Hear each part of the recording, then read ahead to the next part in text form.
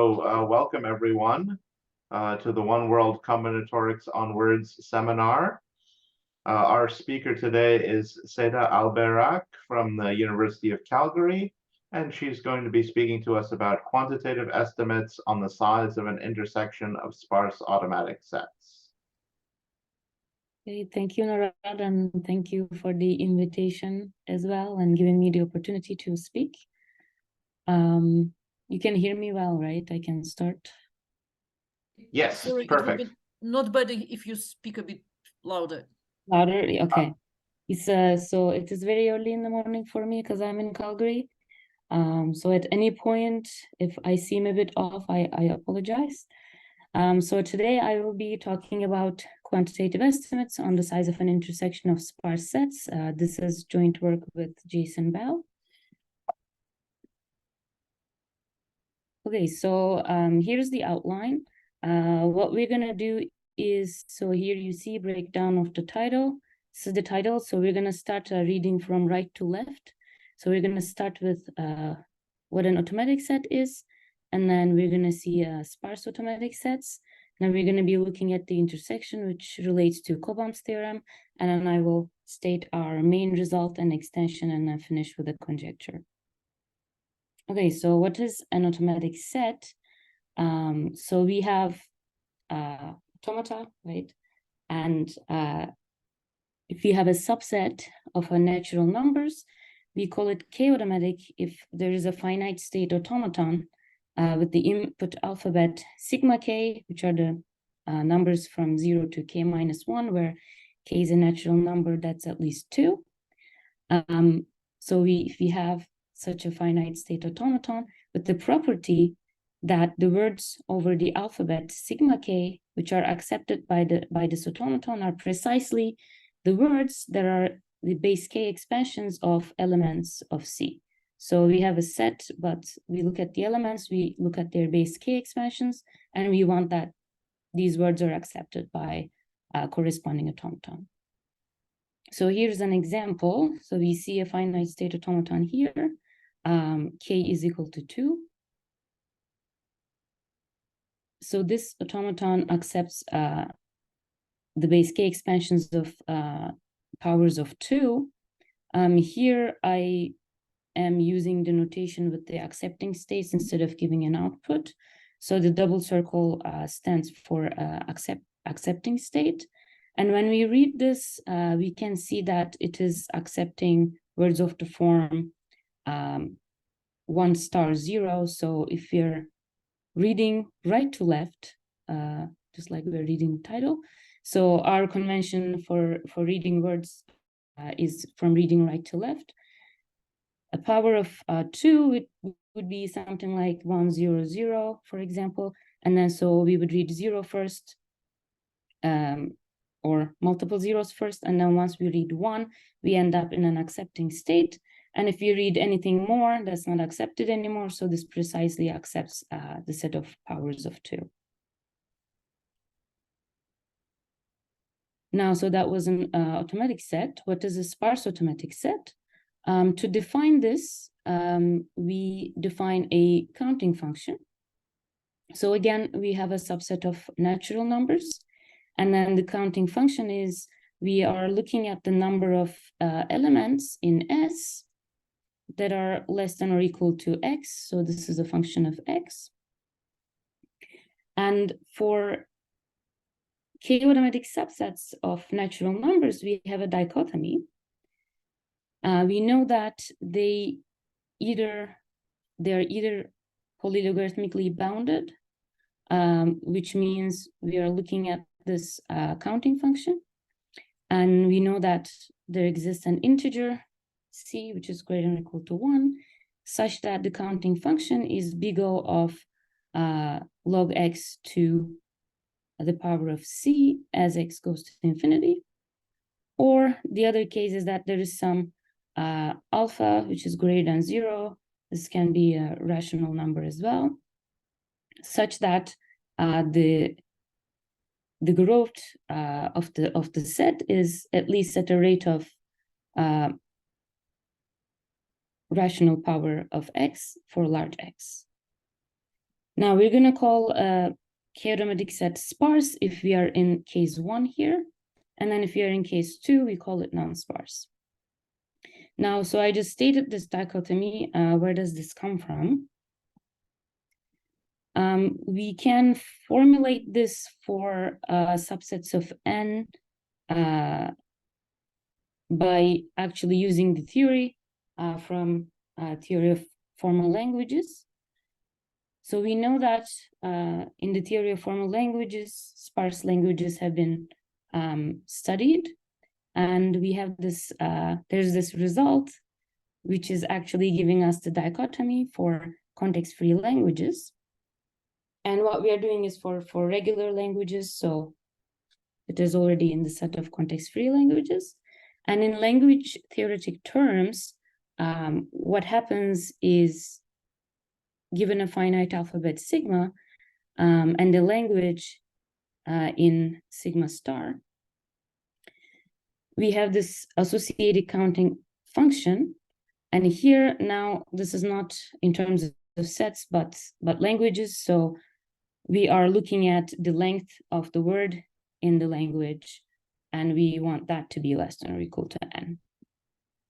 And then a regular language L is sparse if this function is big O of n to the d for some natural number d.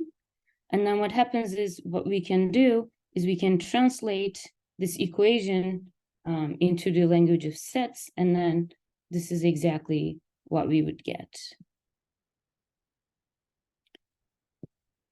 And what is an example of a sparse automatic set?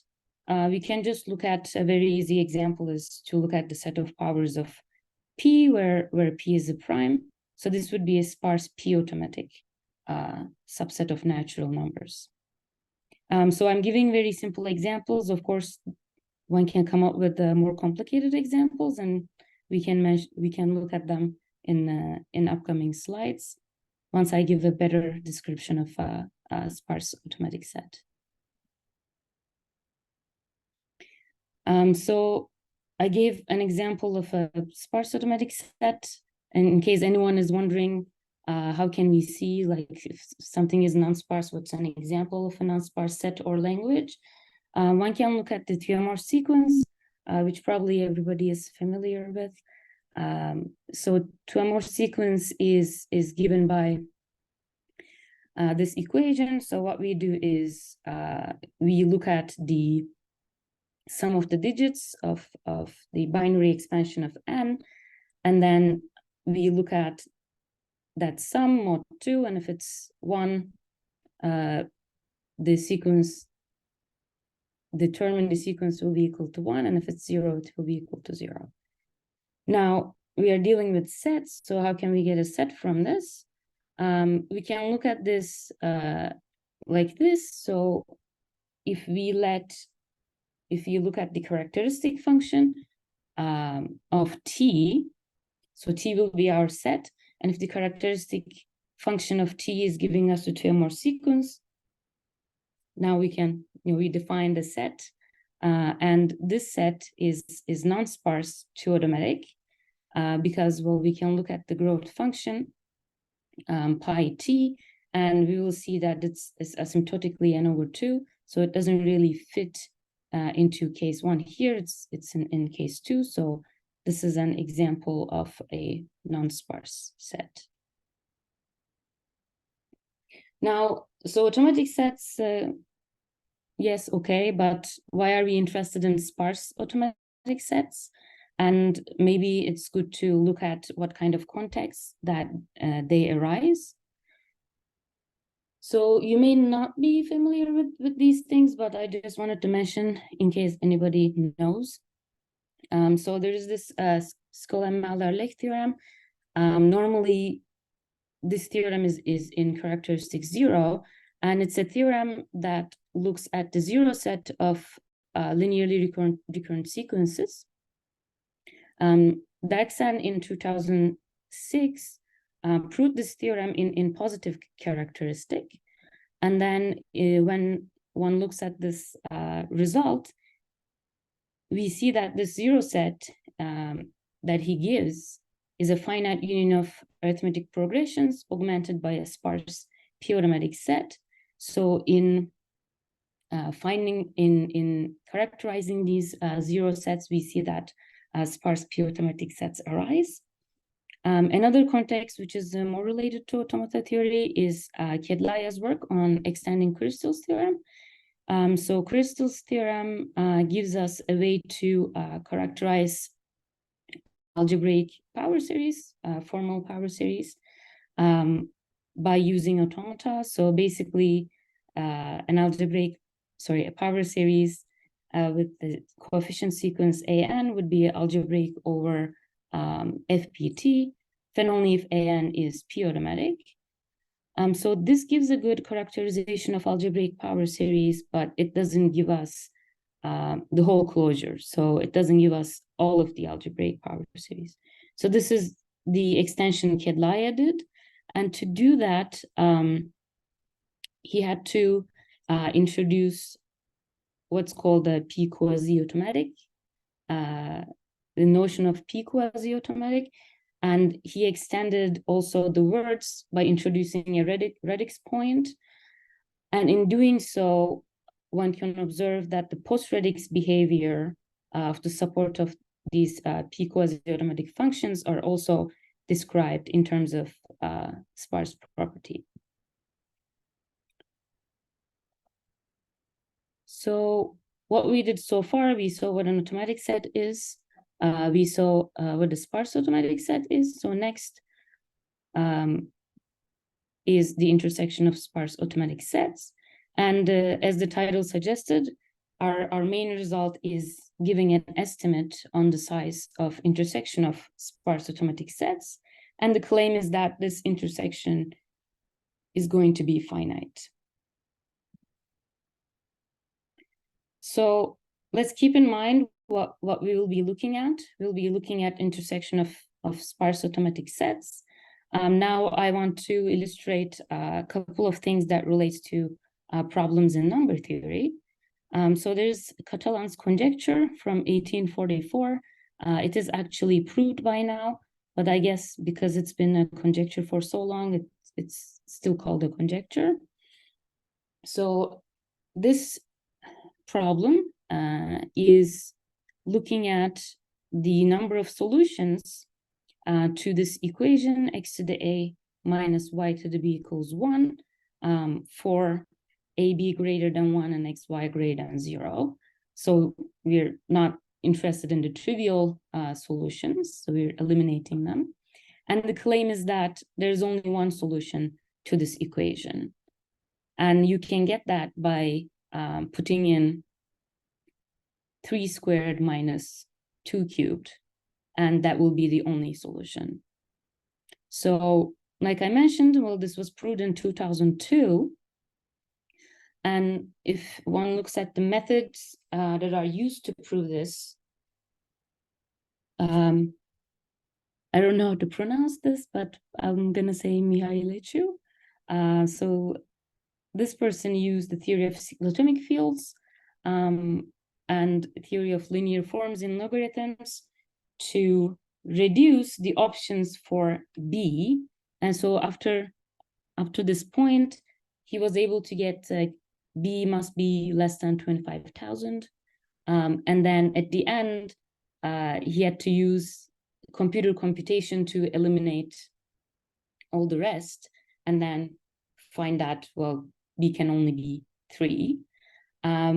I read that later he also proved it purely algebraically and didn't, like, without the need of computer calculation, but I'm not so knowledgeable about that part. So we're going to see how this relates to what I'm discussing here. So if you look at this equation, right, so we just said that the only solution is you have 3 squared, and then we can move y to the b to the other side, and then we would have 2 cubed plus 1. That is equal to 3 squared. Now, we can consider the set that consists of numbers 2 to the n plus 1. This would be a sparse 2 automatic set. And then on the other side of the equation, we have a power of 3. So what we are getting here is really that the sparse 2 automatic set consisting of numbers of the form 2 to the n plus 1, and the sparse 3 automatic set consisting of powers of 3 has finite intersection. And the note here is that 2 and 3, they are not only prime, but they're also multiplicatively independent. So we are not really able to write any of them as a rational power of the other. So Catalan's conjecture was solved, but the following isn't, so this is still a conjecture. Erdős conjectured in 1979 the following: for n greater than or equal to 9, 2 to the n is not the sum of distinct powers of 3. So what does this mean? So he claims that you can get a power of 2 as the sum of distinct powers of 3 only up to the power of 8. And here is an example. So what we mean by distinct powers of 3 is if you think about this as like we're going to write this as a ternary expansion, we're going to have a word, right? So each of these powers, they have coefficient 1. So the point is that we don't have any coefficient 2 because the powers are distinct. So we're not adding two same things to get a coefficient 2. So these are all distinct powers of 3, giving a power of 2. And Erdős also mentioned that this is his own words. As far as I can see, there is no method at our disposal to attack this conjecture. I must say we did not solve this conjecture either, but I will circle back to this and how it relates. We can look at this conjecture by losing some data in terms of, again, automatic sets. So what this is saying is that the set of powers of 2 and the set consisting of numbers whose ternary expansions omit 2 has finite intersection. I said we are losing some data because what Erdős is claiming that the intersection is finite, but he also has a guess where this stops. But when we state it this way, we don't really tell where it stops. We just say it's finite. Now, powers of 2, again, it's a 2 automatic set. We know it's sparse. If you look at the set consisting of numbers whose ternary expansions omit 2, it is good to note that this is a 3 automatic set. This is not exactly a sparse set. I shouldn't say exactly, it's not a sparse set, but it still has some nice property, which again, I will circle back at the end. Now, I mentioned as a note here that 2 and 3 are multiplicatively independent. So we have this theorem of Cobham from 1969, and the theorem is stated for K and L, which are multiplicatively independent. So there are no non-trivial integer solutions A and B to this equation K to the A equals L to the B. And it says that if we have a subset of natural numbers that is both K and L automatic, then S must be eventually periodic. And in terms of sets, what we mean by eventually periodic is that there's some fixed positive integer C, such that for sufficiently large natural number n, if n is in S, then n plus C must also be in S.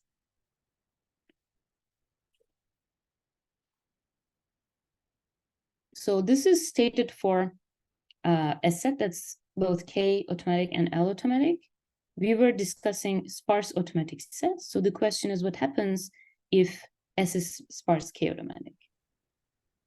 And because of this condition on its growth, we can't have a sparse infinite non-empty set eventually periodic.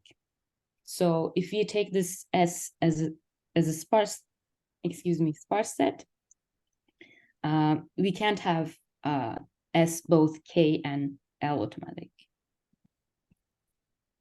So instead, what we're gonna look at is we're gonna have a sparse K automatic set and another set which is sparse L automatic, and then we're gonna look at the intersection.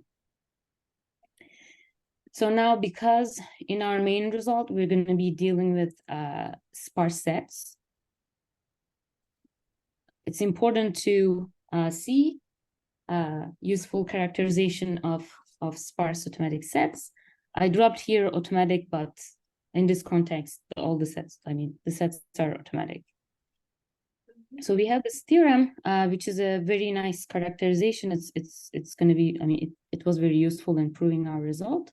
We know from the theory of languages that a sparse set is a finite union of sets of this form.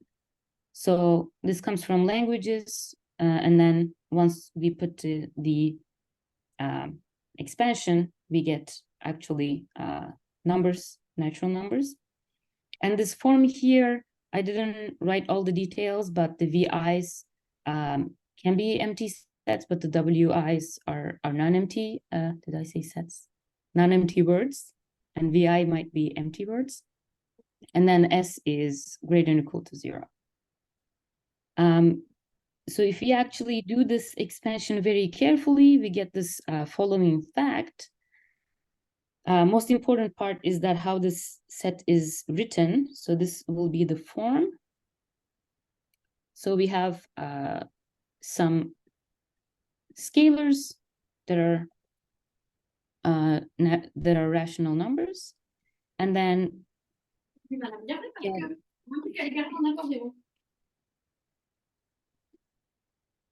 we get certain powers of k in this sum, and so by changing the deltas and n's, and of course the scalars are changing too, this is just giving us the form of the set and how the elements will look like.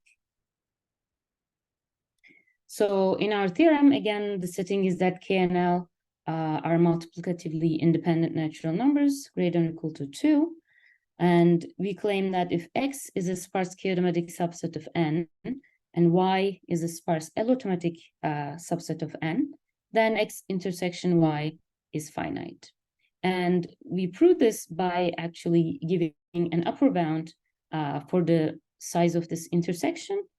And the upper bound is going to be depending on the information that come from the automata that respectively accept each of these sets. So how do we get that quantitative bound? So we look at we have to involve automata now. And so here, Q is the state, sigma is the language, delta is the transition function. And then we have the initial state. F here stands for the accepting states. So let's say sigma, which is the finite alphabet, has size n. And we have this finite automaton that's accepting a sparse language L. Now, we know that this language, sparse language, is a finite union of languages of this form. So by using that, we can actually come up with a number. Okay, how many of these languages can there be to form this union? We just look at the choices, and we already have a finite number for that. And we do this because we want to simplify our case, and we want to deal with the sets of this form instead of the finite union of these sets. And that will simplify our calculations. So that is the first step. And now, so let's say we have these two sets that are just of this form.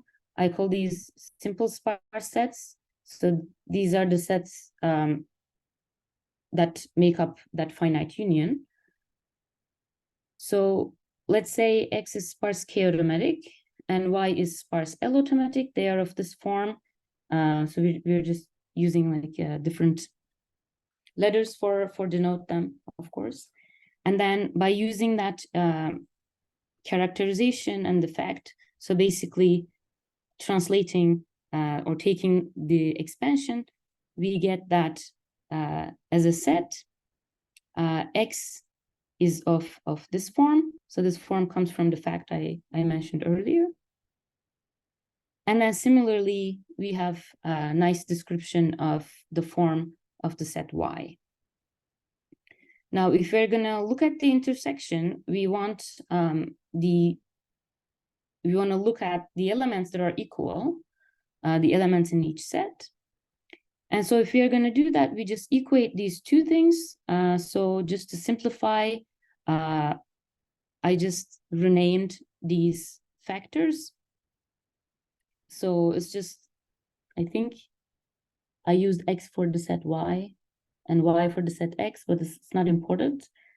So basically, I'm just renaming these out to the complicated power things and just calling them Xi, the capital X, and same for the powers of K in the sum. And so this is what we want to equate, and a corresponding element in the intersection would be given by any of these sums. We are taking them to be equal. So now how are we going to come up with a bound in the number of solutions?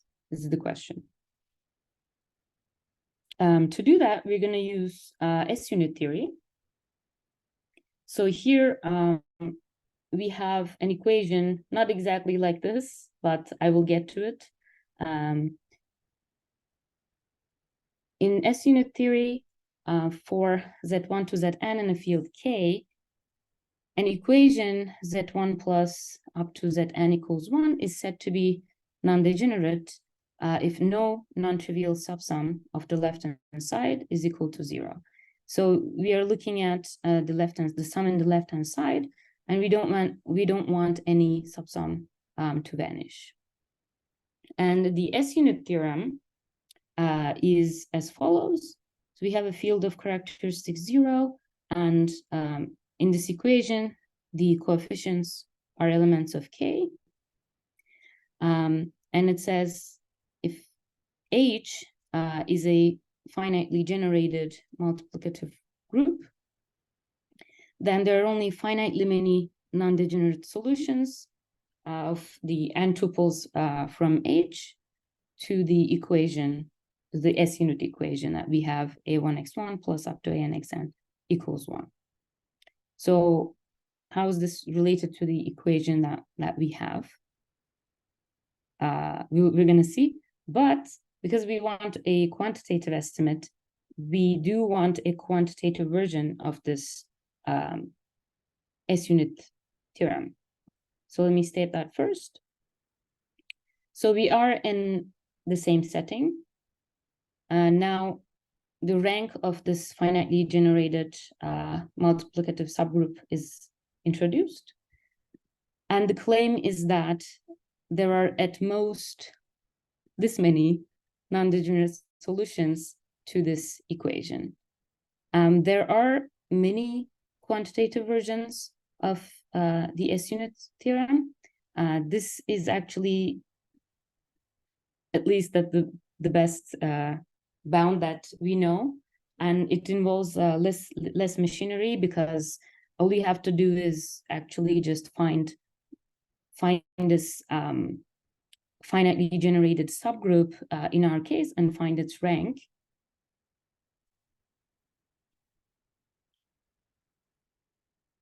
So we get this bound using Amoroso and Viada's theorem, right? So this was our setting.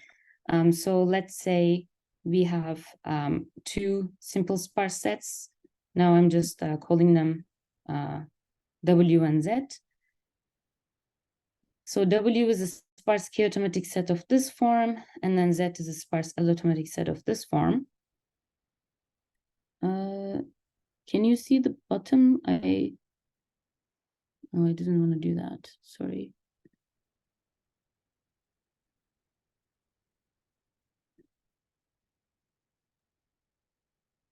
Okay. So we get this bound, I guess we can already see, oops, that this is, 8n to the power of something, just like this. So how do we do this?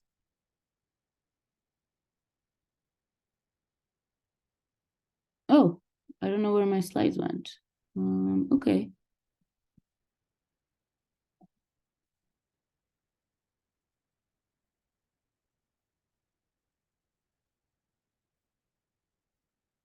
Oh, I think I erased that one. Okay, so let's talk about it over this slide. Sorry about that. So basically what we do is, in this equation, you see a 1, and in this equation, you see a 0, but it's not really hard to get around it. What we can do is we can just move one of the terms to the other side and divide by it to have a 1. And then we're going to have a finitely generated subgroup to actually generate these variables xi and yi, and it will be generated by a subgroup that's generated by k to the a, l to the b, and then the other one is just going to be only k to the a or l to the b. And in the end, it's not very hard to find its rank. So that's how we find it. And then, so here, the SNT, we see where they come from. And then now we switched, we replaced everything with the information that is present in the automata, because we can actually bound SNT by the number of states. So in the end, our main theorem is, again, same setting, K and L are multiplicatively independent. We introduce the finite state automata accepting sparse languages L and L prime. And we just set, okay, let's say X is the set of natural numbers whose base K expansions are elements of L, and in a similar way, Y is the corresponding set to the sparse regular language L prime. And then we are able to give this bound on the intersection by combining the previous results and then simplifying the terms a little bit. We get a bound that's only dependent on K, L, Q, and Q prime. So we had K already, and then it's also depending on the number of state in each of the automata that accept these languages.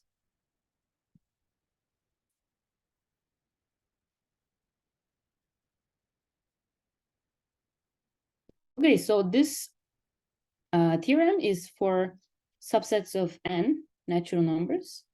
We also wanted to look at, can we prove this in multi-dimensions? And we were able to prove it in multi-dimensions. So in multi-dimensions, then how is, how are we representing a word? So normally this is the expansions that we use in the recall part, right? It's just the base K expansion is giving us a word over sigma K and so on. So if we extend this notion, if you want to expand the notion of automaticity to subsets of n to the d, we're going to be working with the input alphabet sigma K to the d. So it's just, sigma K cross sigma K cross sigma cross, just d of them. And so we're going to be dealing with, on the sets part, we're going to be dealing with d tuples of natural numbers. And then one can find the corresponding words to these things. We just have to be a bit careful because we do want to have words with same length. So what we can do, for example, is if we have this tuple 66 and 6, we can write the word for the corresponding word for 66, and then for 6, we just add 2 zeros to make them the same length. So this is the setup we're going to be using. And then a subset S of n to the d is k-automatic. If there's a finite state machine now with the input alphabet sigma k to the d that accepts precisely the words W1 to WD corresponding to the D tuples that are in the set S.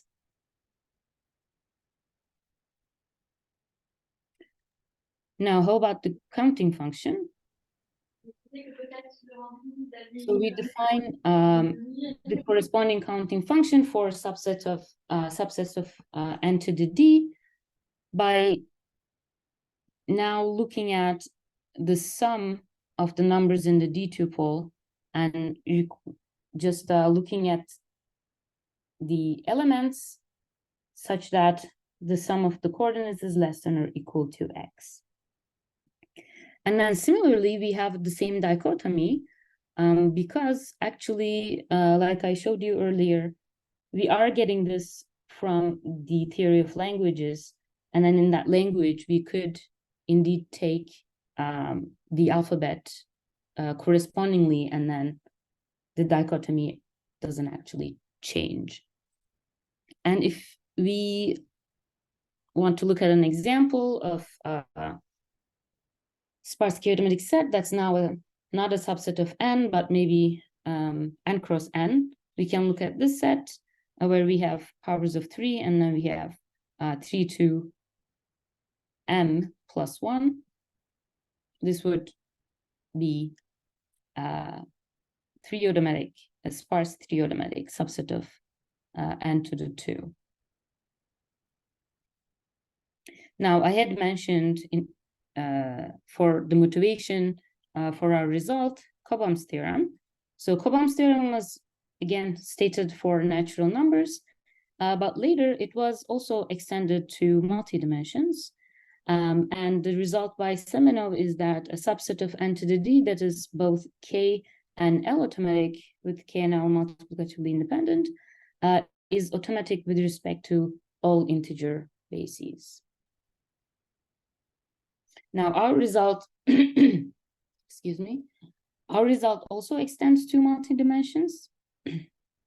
So instead now we again have sparse k-automatic and sparse L-automatic sets, but they are now subsets of n to the d, and the intersection will still be finite. And here the bound depends only on, again, k and L and the number of states in each automata plus d, right? Because that's the dimension. And how do we extend this? We do the same thing again. So X is a sparse k-automatic set. So it's going to be a union of a certain number of simple sparse sets in n to the d. And same thing for Y. This is how we started in d equals 1 case as well. And then now these sets are in n to the d. So what we do is we first look at the intersection of the projections of these pairs of simple sparse sets. Again, the simple sparse is just that one set in that finite union that we simplified to in the first 2 steps.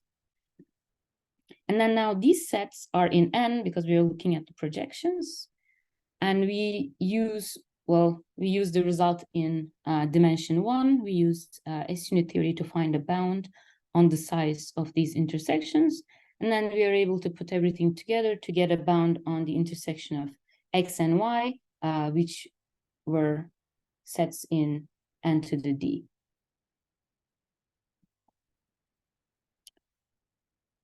Now, I had mentioned Erdős' conjecture. So how was that related? Because that set wasn't sparse.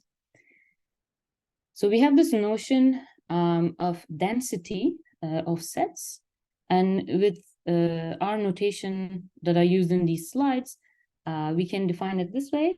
So for a subset S of natural numbers, the density of S is this limit where we are looking at the counting function divided by n as n goes to infinity. So if it exists, then this is going to be the density of S. And because of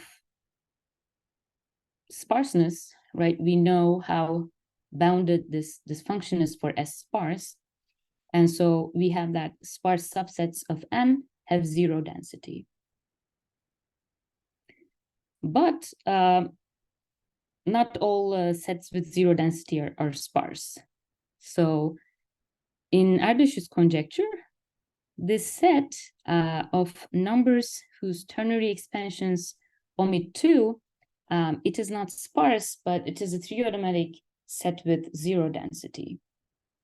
So after our result, our conjecture is that for KNL multiplicatively independent positive integers, if X is a sparse chiromatic subset of N, and Y is now not sparse allotomatic, but it's a zero density allotomatic subset of N, then we claim that the intersection will still be finite.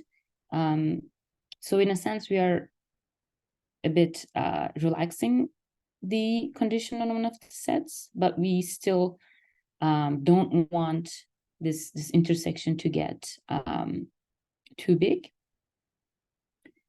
And Erdős' conjecture is actually saying a similar thing, not for K and L, but 2 and 3, because here we have a set of powers of 2, which is a sparse 2-automatic set, and then the other set is a 3-automatic set with zero density, and he's also claiming that the intersection is finite.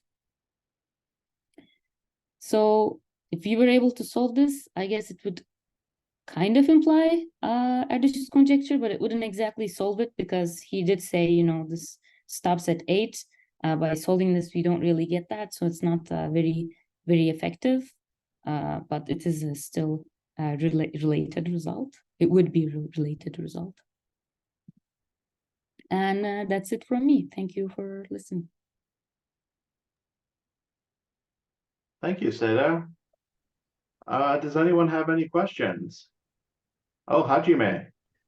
I have a question about the slide 25. It's a generalization. Yes.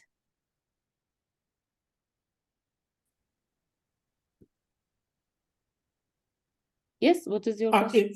So it's a generalization. So is there an application or typical example related to the finding of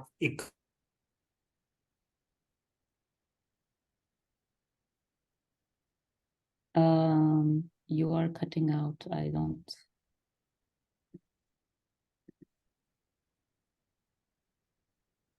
Oh yeah, sorry. I think we have a bad connection with yeah, it's in terms of examples, I didn't look at the examples in Diophantine equations. But yeah, I think one can just come up with just writing some equations, just some general ones to see a pattern. What I can tell, although I guess he's not here, but I'm answering in case anybody is wondering. What I can tell is that, so in the steps, so you can find this in the paper. In the steps we use, we do make simplifications to have a closed form that makes the bound get bigger. So that's not nice. But because the steps are there, if one wanted to have like a smaller bound, you know, you can opt to not use this bound that's at the very end, that's in the statement of the theorem, but actually go through the proof. Like certain decisions might also change the answer depending on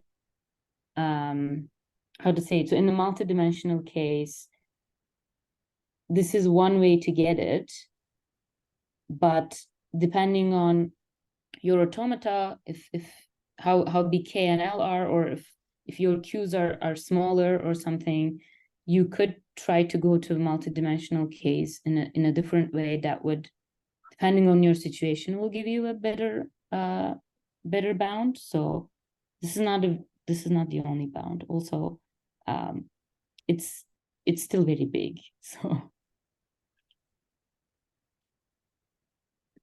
So thank you. I'm sorry if I caused the Yeah. problem because of my internet unstableness of my Wi-Fi. mhm. Was it okay?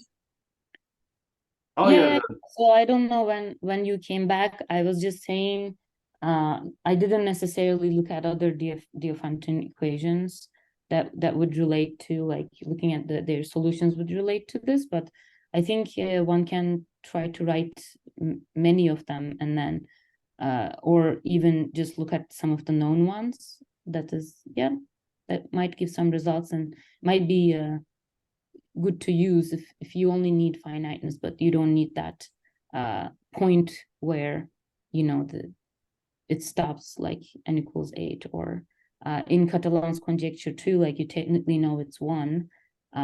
What the R bound is much bigger than 1, right? So it's not very effective, but depending on your needs, and if for what you need it's finite is enough, then it could be applicable in many cases, I believe.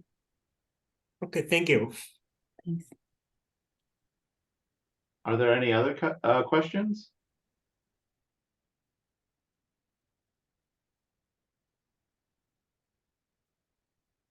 All right, if not, thank you so much, Seda.